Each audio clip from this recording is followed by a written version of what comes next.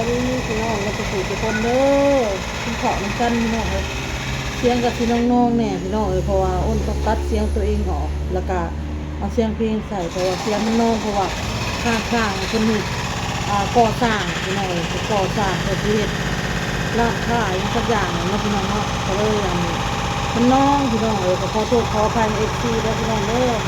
เด้อที่แบบเลยเว้าอีหยังนะเพราะเสียงมันน้องพี่น้องเลย มากินข้าวกะเพราพี่น้องอันนี้คือน้ำซุปแล้วก็อ่าอาหารเช้าเอามากินต่อพี่น้อง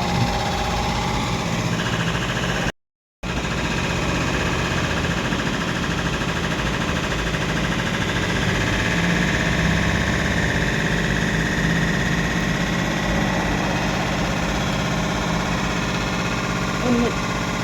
เห็ดเองทำเอง